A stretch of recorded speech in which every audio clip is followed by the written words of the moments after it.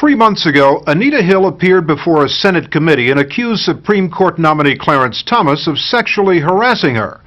The whole country watched the hearings on television, and when they were over, Clarence Thomas went to the Supreme Court, and Anita Hill went home to resume her career as a law professor at the University of Oklahoma. I don't feel that I'm a failure, that I've failed myself or anyone else.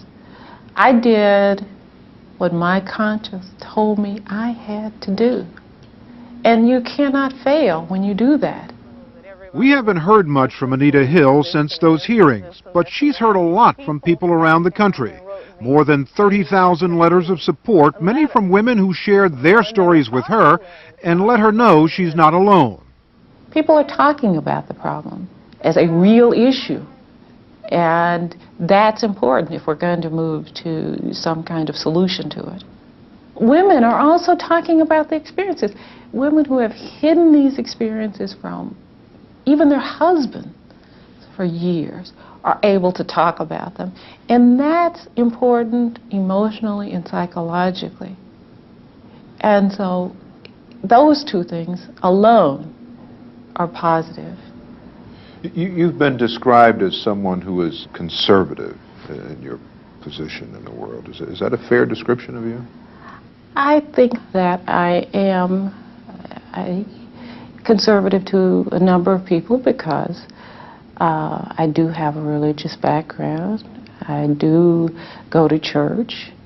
I'm very close to my family. I have a strong belief in the family structure. And I work in a very conservative profession. As a law professor, generally it's a conservative profession. So I think in that sense it is fair to say that on some issues or in some respects I am conservative. How would you describe yourself politically? Politically?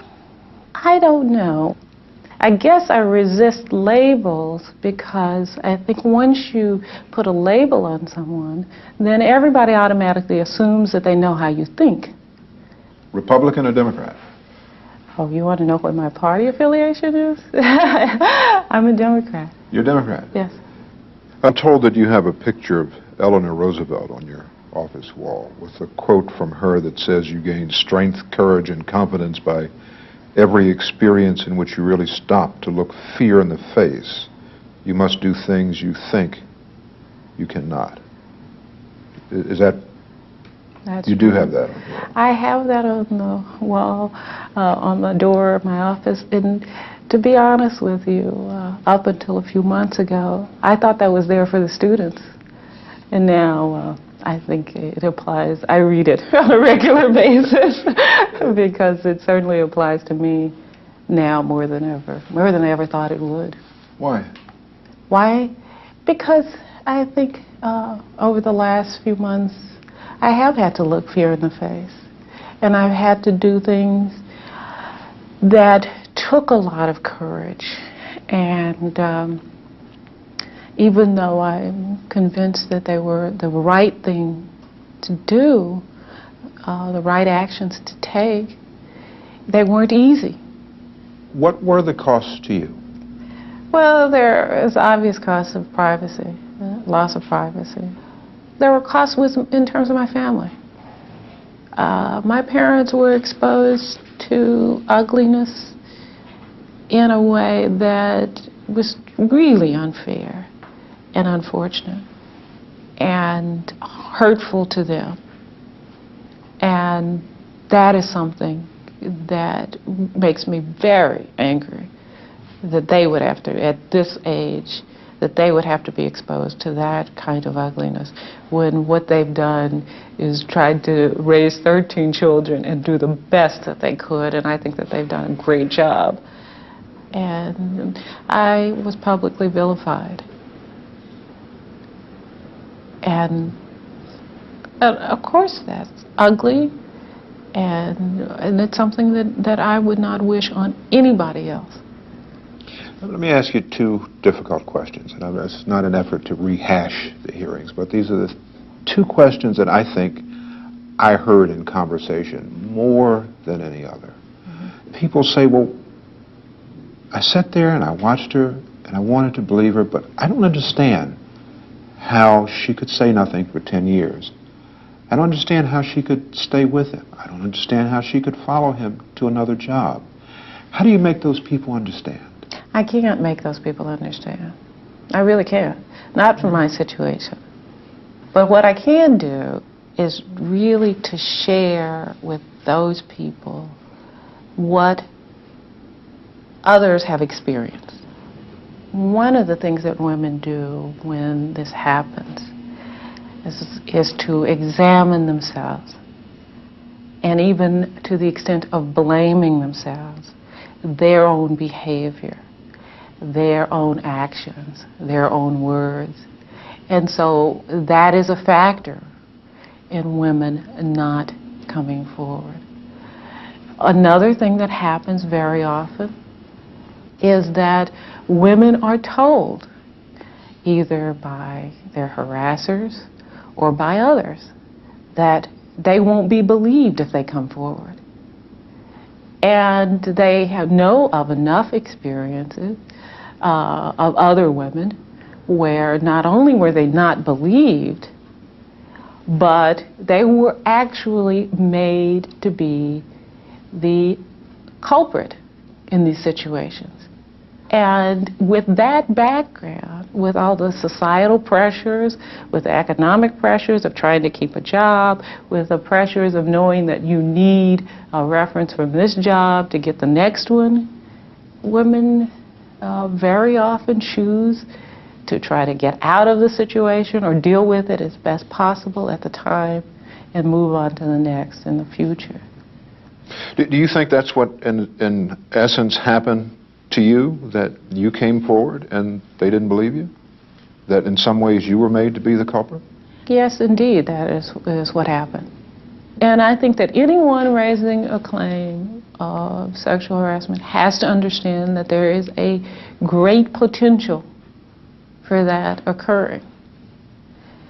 But what you can only ask for, and what I think most of us would ask for, is fair hearing.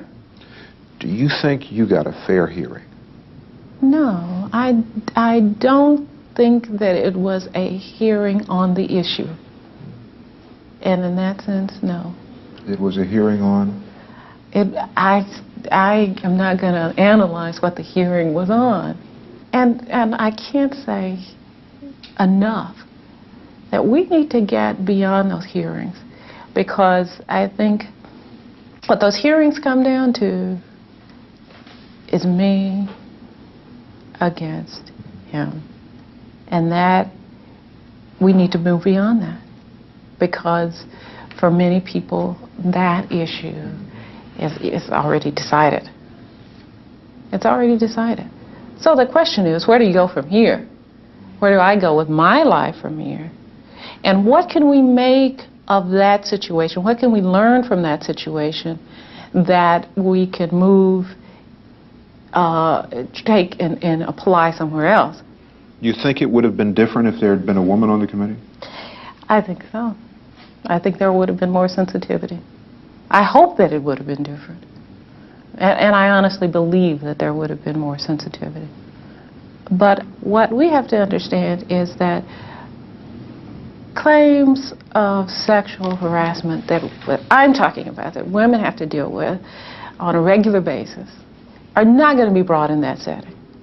They're going to be brought in a trial setting with rules of procedure and evidence that will be adhered to.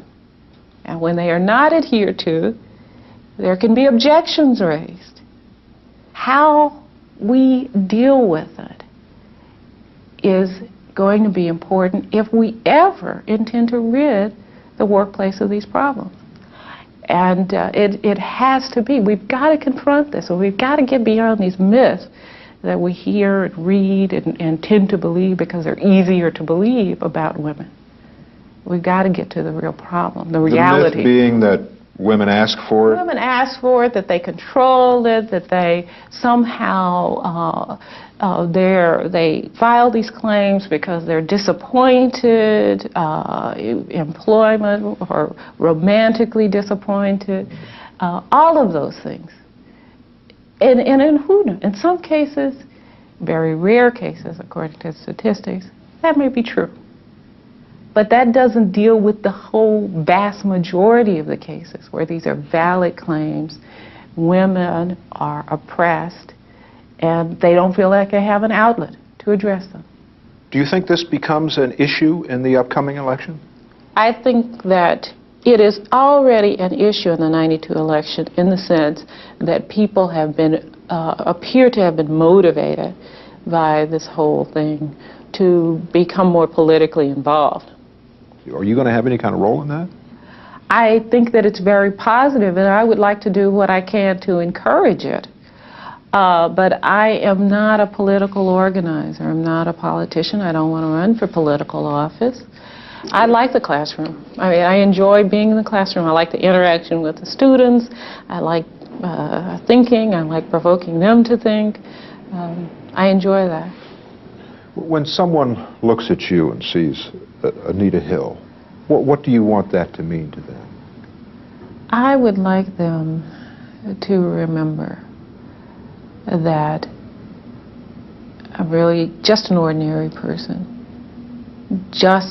I have a job, I go to work every day, I have to earn a living, and that what I did was something that I felt as an individual I had to do, that it was important for me to do. Someone said to me the other day that, you know, you're a brave person, you're a tougher person than I am.